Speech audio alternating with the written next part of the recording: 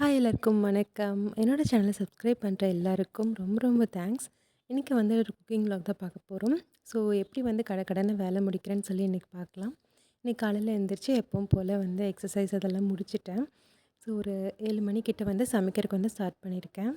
இப்போ பார்த்தீங்கன்னா நான் வந்துட்டு மிக்ஸ்டு தால் வந்து இன்றைக்கி செய்ய போகிறேன். ஸோ அது வந்து குக்கரில் போட்டுட்டு ரசம் வைக்கிறதுக்கும் தேவையான தக்காளியும் அதிலேயே சேர்த்துக்கிட்டேன். கொஞ்சமாக வந்து பூண்டையும் வந்துட்டு அதை கூட போட்டுட்டு குக்கர் வந்து வச்சுட்டேன். அப்படியே அரிசியும் வந்து ஊற வச்சாச்சு.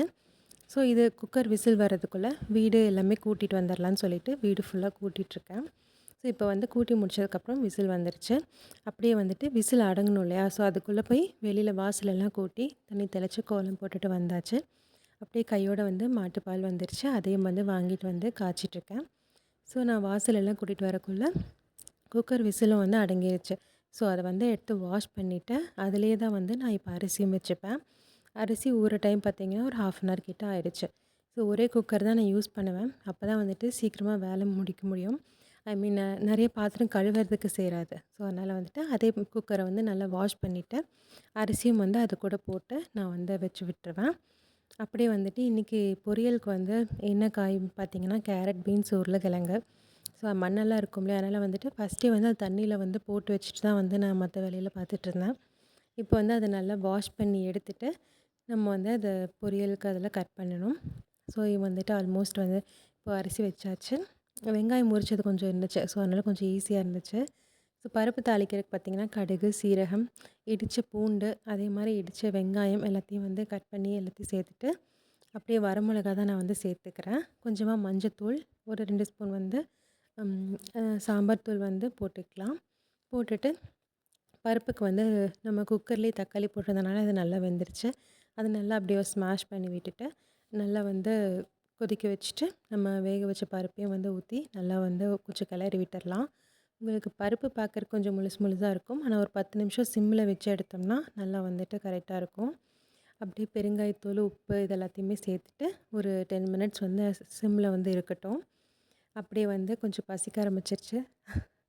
ஸோ டீயும் வந்து போட்டுடலாம் அப்படின்னு சொல்லிட்டு டீ போட்டுட்ருந்தேன். ஜஸ்ட்டு மிஸ்ஸு, இல்லைன்னா அது அப்படியே கவுந்திருக்கும். நல்ல வேளை கவரில்.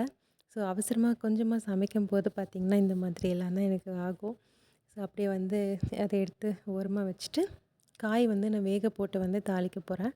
இப்படி பண்ணும்போது கொஞ்சம் நல்லாயிருக்கும் டேஸ்ட்டு.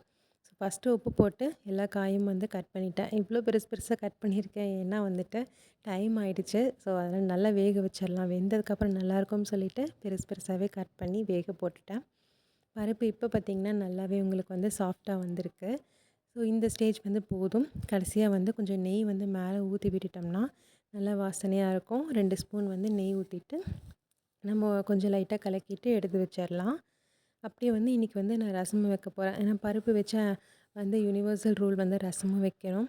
ஸோ அதனால் பருப்பு ரசமும் வந்து வச்சிட்ருக்கேன். மாவு வந்து கொஞ்சம் தான் இருந்துச்சு. இருந்தாலும் இட்லி ஊற்றி வச்சிடலாம். இனி தோசையெல்லாம் ஊற்றுறக்கு டைம் இருக்காதுன்னு சொல்லிவிட்டு இட்லி வந்து ஊற்றி வச்சுட்டேன். அப்படியே வந்துட்டு எல்லாமே ரெடி ஆகிட்டுருக்கு. பார்த்திங்கன்னா சாப்பாடு வந்து விசில் வந்து அடங்கிருச்சு.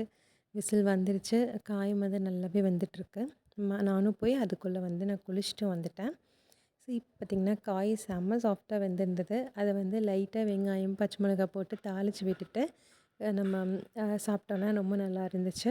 சாப்பாடும் வந்து எடுத்து குக்கரில் மாற்றிட்டேன். இட்லி வந்து ரெடி ஆகிடுச்சு. அப்படியே வந்து பருப்பு, அதுக்கு கீழே பார்த்திங்கன்னா ரசம் இருக்குது. ஸோ மார்னிங்க்கு வந்துட்டு இட்லியும் வந்துட்டு ஏதோ பருப்பு அது மாதிரி வச்சு தான் சாப்பிடணும். ஸோ வந்துட்டு இன்றைக்கி குக்கிங் vlog வந்து இதோட முடிஞ்சுது. டக் டக்குன்னு எல்லா வேலையுமே முடிச்சாச்சு. நான் குக் பண்ணும்போதே வந்து சைட் பை சைட் மற்ற வேலையும் சேர்ந்தே பார்த்துருவேன்.